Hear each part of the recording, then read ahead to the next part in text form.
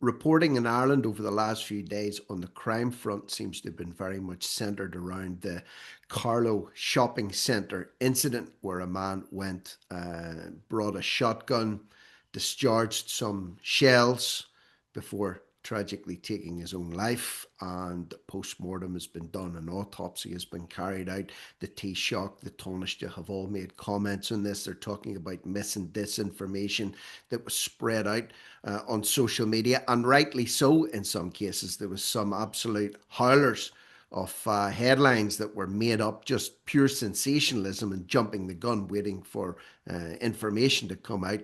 Seems to be a thing of the past in some people's cases. It's about diving right in there and speculating without any actual information. However, putting that to the side, the other thing that happened on Monday evening, the stabbing in Dublin city centre that left an Algerian man critically ill and another Algerian man arrested, that has been finally, some more details have been presented on that one this evening. Sorry for mumbling my words there, but we'll get into that one right now. And again, this is a real eye-opener as well. There's been no comment from the Taoiseach about this one. There's been no comment from Simon Harris about this one. There's been no outcry, public outcry about this one, despite the fact that it happened slap bang in the middle of Dublin on a busy Monday afternoon.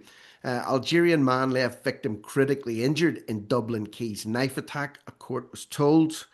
Judge Michele Finan refused to grant Adel Attal, aged 31, bail and adjourned the case for DPP directions. And that's the scene of the crime, the Rosie Hackett Bridge in Dublin. So this is where this all kicked off on Monday afternoon. I did put up a video about this as soon as it came out and a follow-up from it, but now we have even more information here. Adel Attal appeared in court today accused of brandishing a knife, attacking and wounding the alleged victim in the city centre on Tuesday.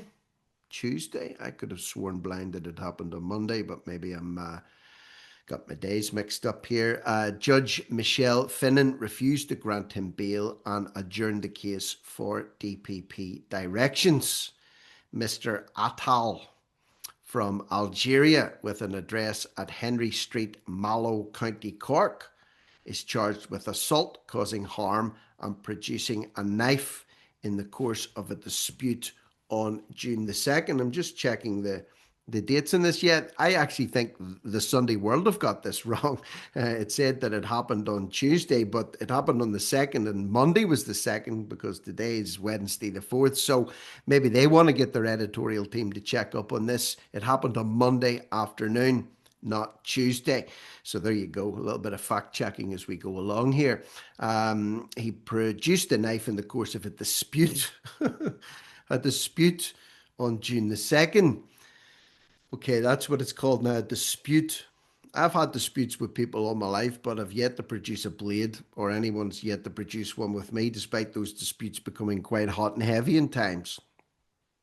But anyway, this is new. This is the Ireland of 2025. Be prepared. Detective Garda Tom McAvoy said Mr. Attal made no reply to the charges when they were put to him last night. Detective Garda McAvoy told Dublin District Court the incident happened at Rosie Hackett Bridge, Dublin 1, on Tuesday afternoon. Again, I'm having difficulties with the timing on this one here. It says it happened on the 2nd of June. Today is Wednesday, the 4th of June. The 2nd of June, then, by my mathematics, is Monday. But anyway, you get the picture here. Tuesday afternoon, outlining the allegations. Maybe I'm just losing the plot here. So correct me if I'm wrong in the comment section below. I'll hold my hands up to it, but I could have sworn blind it was Monday. They're saying Tuesday, but I think it was Monday. Outlining the allegations, he said witnesses described the alleged victim and another man having been engaged in a scuffle on the bridge when a third man, now this is interesting, there's a third person, A third man in a distinctive white t-shirt and black cap approached them.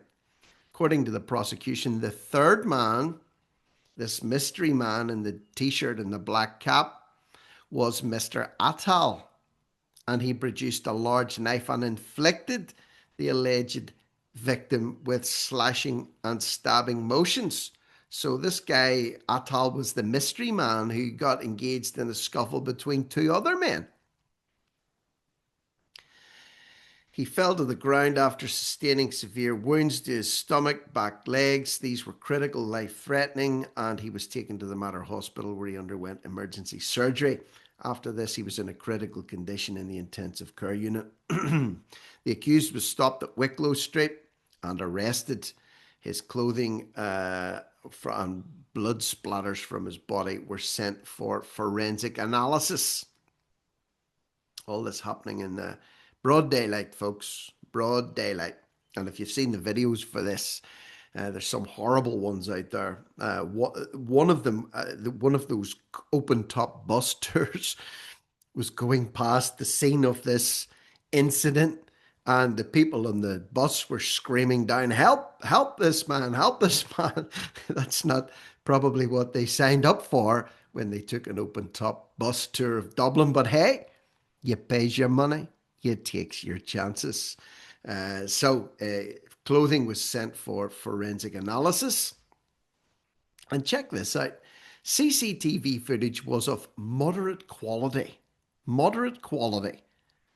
Now, I'm no tech expert here by any stretch of the imagination, but there was a lot of mobile phone footage taken of this, okay? Mobile phone footage taken on these high-tech smartphones.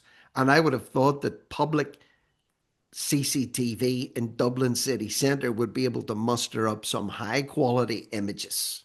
But no, the CCTV footage was of moderate quality, but depicted the alleged victim being cut with a knife. So anyway, after that happened, the knife was then thrown into the Liffey.